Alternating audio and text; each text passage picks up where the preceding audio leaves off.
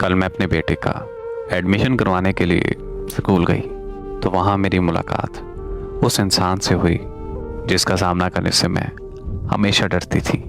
उसका नाम अली रज़ा था और हम दोनों इंटरमीडिएट के स्टूडेंट थे और एक साथ एक ही क्लास में पढ़ते थे।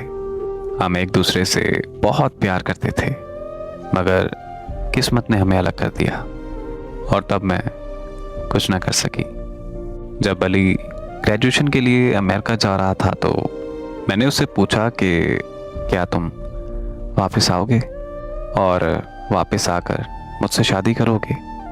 तो उसने कहा कि हाँ, मैं ज़रूर वापस आकर तुमसे शादी करूँगा। तो मैंने कहा कि नहीं, ऐसे नहीं, तुम मेरे साथ वादा करो कि तुम वापस आओगे। तो उसने मुझसे वादा किया कि मैं सिर्फ तुम्हारा हूँ और तुम्हारा ही रहूँगा और अपनी आखिरी सांस तक तुम्हारा साथ दूंगा। तब मुझे एक चीज़ का डर था कि वो वहाँ जाकर बदल जाएगा, मगर किस्मत ने ऐसा खेल खेला कि वो नहीं बदला, उसकी जगह मैं बदल गई।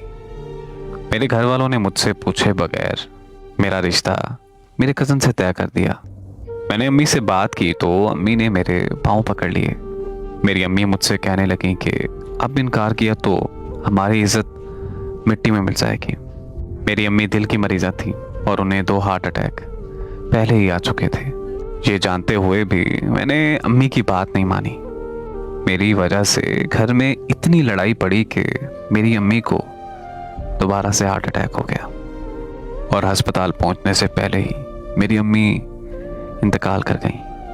अम्मी की मौत की खबर सुनते ही मैं अपने होशो हवास खो बैठी थी और फिर जब होश आने लगा तो घर वालों ने निकाह कर दिया। अली को कुछ भी बताने का मौका नहीं मिला। जो मेरे साथ हुआ, मुझ में इतनी हिम्मत भी नहीं थी कि मैं उसको ये बताती कि मैंने किसी और से शादी कर ली है। उसने भी कभी मुझसे रब्ता नहीं किया था, तो मैं समझ गई थी कि वो भी अपनी ज़िंदगी में आगे बढ़ चुका है। इसलिए मैं अली को और अपने गुजरे कल को भूल चुकी थी और मैं अपने शौहर और बच्चों के साथ हंसी खुशी ज़िंदगी गुजारने लगी।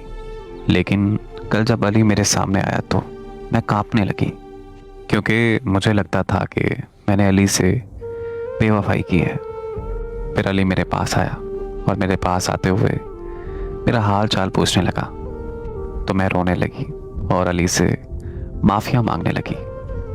लेकिन अली ने मुझे कहा कि मुझे पता है कि तुम्हारा कसूर नहीं था। तुम्हारी अम्मी की जब वफ़ात हुई तो ये खबर सुनते ही मैं अमेरिका से वापस आ गया। वापस आकर जब तुम्हारी अम्मी की वफ़ात की वजह पता चली तो तुम्हारी हालत की तरफ देखा तो मैं चुप सा हो गया। तब मैं समझ गया था कि हमारा मिलना किस्मत में नहीं लिखा। फिर वो मुझे कहने लगा कि जो तुम्हारे साथ हुआ, अल्लाह पाक वो किसी दुश्मन के साथ भी ना करे। मैं ये मानता हूँ कि तुमने मेरे साथ बेवफाई नहीं की और ना ही तुम मेरी गुनहगार हो, तो प्लीज़ मुझसे माफ़िया मत मांगो और ये सब करके मुझे शर्मिंदा मत करो। अली की इन बातों ने मेरे दिल का बोझ काफ़ी हद तक हल्का कर दिया था।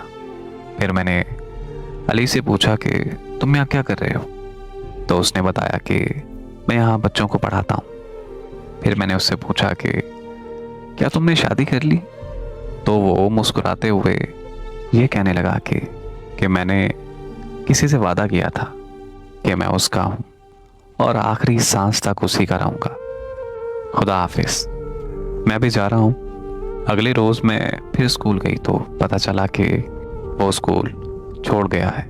अब वो कहाँ है, कैसा है, किसी को कोई खबर नहीं। मेरी दुआ है कि वो जहाँ भी रहे खुश रहे और हमेशा सलामत रहे। आमीन।